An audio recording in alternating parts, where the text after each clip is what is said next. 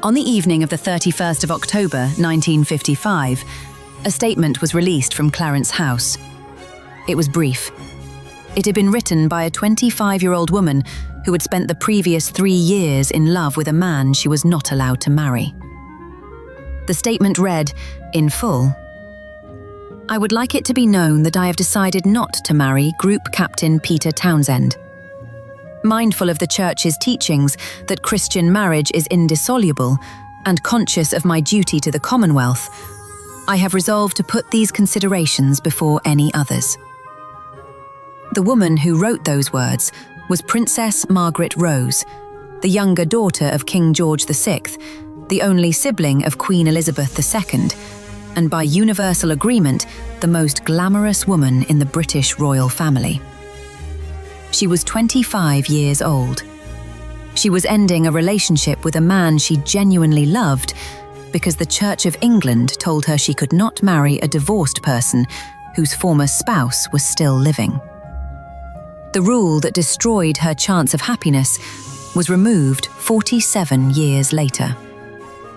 The Church of England's General Synod voted to allow the remarriage of divorced persons in July 2002.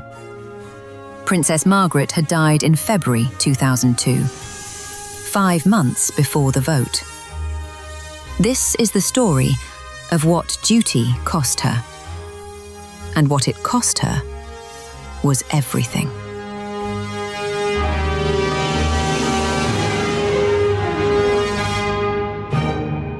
Margaret Rose was born on the 21st of August 1930 at Glamis Castle in Scotland, her mother's ancestral home.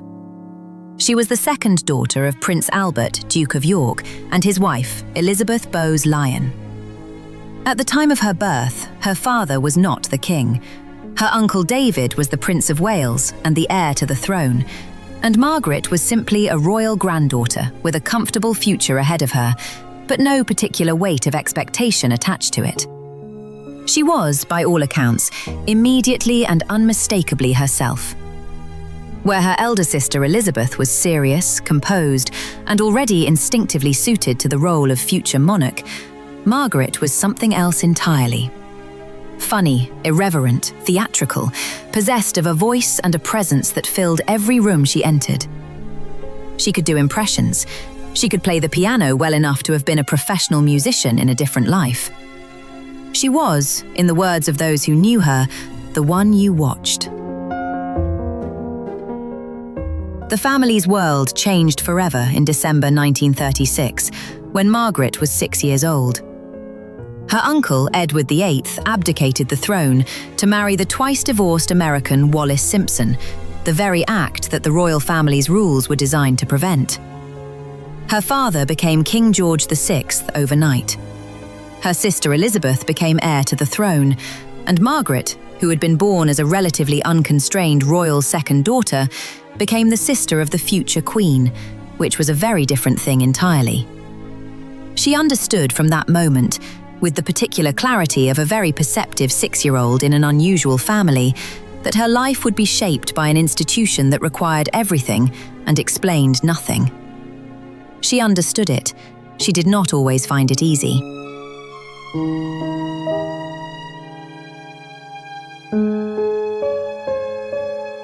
Peter Townsend entered the family's life as an equerry to King George VI after the Second World War. He was a decorated RAF officer, handsome, kind, and possessed of the kind of steady warmth that the king valued deeply. He became, over time, one of the most trusted members of the royal household. Margaret was 16 when he first came to work for her father. He was 31. By the time she was in her late teens and early 20s, something had developed between them that went beyond the ordinary fondness of a royal family for a trusted household member. Townsend's own marriage broke down and ended in divorce in 1952, the same year King George VI died, and Elizabeth became queen. The king's death hit Margaret in a way that those around her found difficult to watch. She and her father had been particularly close. He had understood her in a way that not everyone in the family did, had responded to her warmth and her wit with genuine delight, rather than the mild concern it sometimes provoked in others. His loss left a gap that she felt acutely and that she never quite found a way to fill. She turned increasingly to Townsend, and he to her. In 1953, the year of the coronation, it became known to a small circle within the palace that the two were in love and that Margaret wished to marry him. The problem was not that anyone doubted what she felt. The problem was the same one that had brought down her uncle 17 years earlier. Townsend was divorced. His former wife, Rosemary, was still living, and under the Church of England's doctrine, which her sister as Queen was the formal head of, a marriage between Margaret and Townsend was simply not possible without consequences that went to the heart of everything the family represented.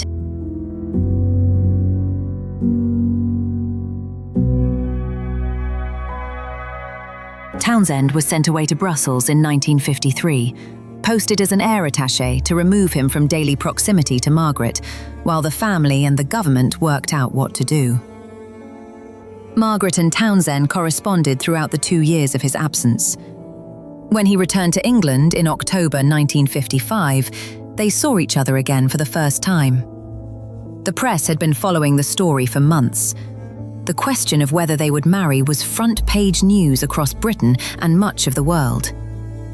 The discussions that followed were exhaustive and went to the very heart of what it meant to be a royal woman in 1955.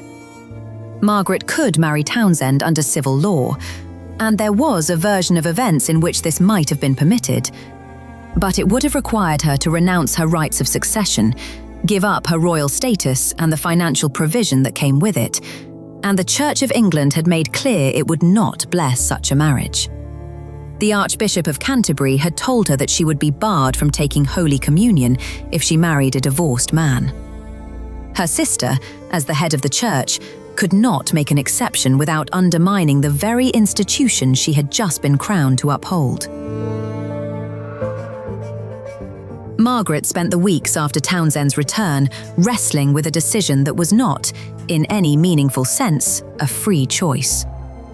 She was being asked to choose between the man she loved and everything else about her life: her family, her faith, her position, her identity.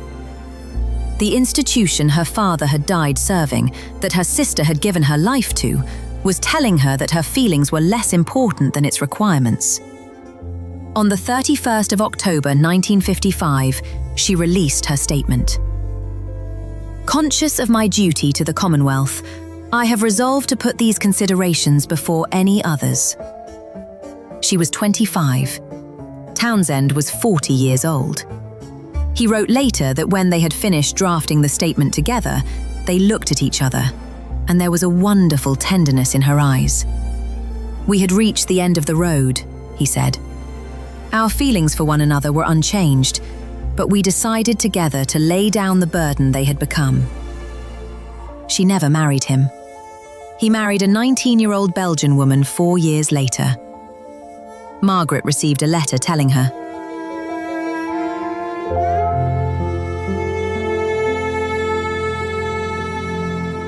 in 1960, 5 years after the Townsend statement, Margaret married Anthony Armstrong Jones, a fashion and theatre photographer who was given the title Lord Snowdon on their marriage.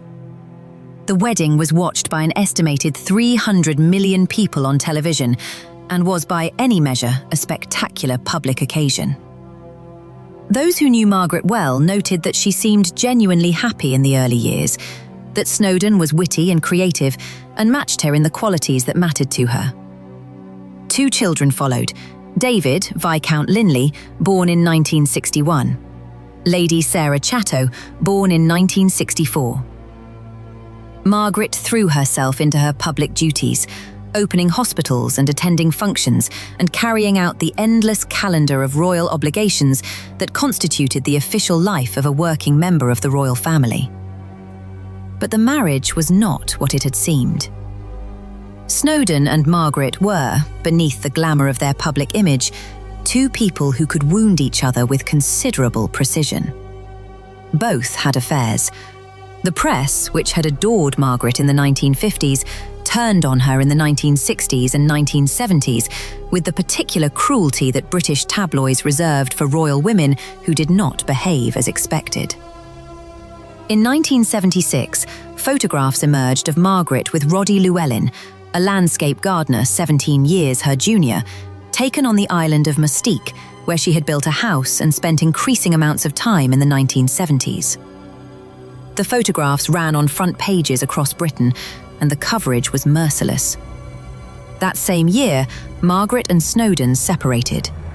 In 1978, their divorce was finalised, making Margaret the first senior member of the royal family to divorce since Henry VIII separated from Catherine of Aragon in the 16th century. The press had a particular gift for making Margaret feel the weight of that distinction. She was 51 years old when the decade ended, the most glamorous woman in the British royal family, the one who had lit up every room she entered, had become someone the newspapers used to illustrate what went wrong when royals forgot their place. Margaret's public role diminished through the 1980s as her health began to show the effects of decades of heavy smoking and a lifestyle that had never been gentle on the body. She remained a presence at major royal occasions and continued to carry out some official duties, but the magnetic centrality she had once had in the public imagination had passed to a new generation.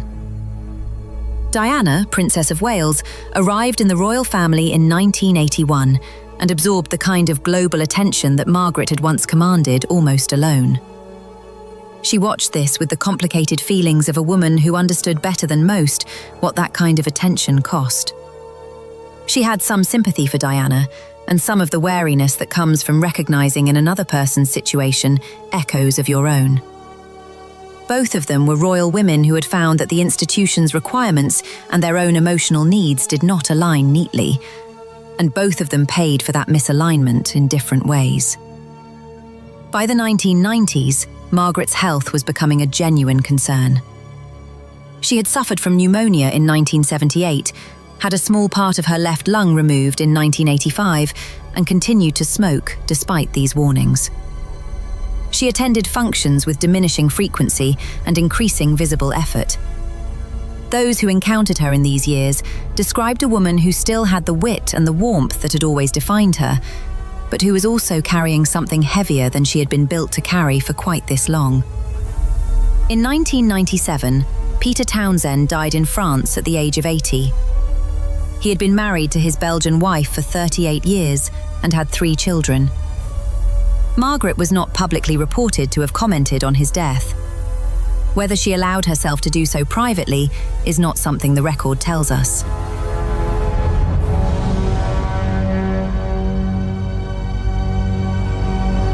In February 1998, Margaret was on Mustique, the Caribbean island that had been her escape from the formal weight of royal life for nearly 30 years.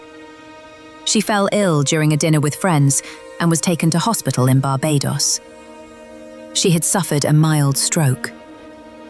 The following year, back on Mustique, she scalded her feet severely in a bathroom accident involving a faulty thermostat. The injury affected her mobility permanently.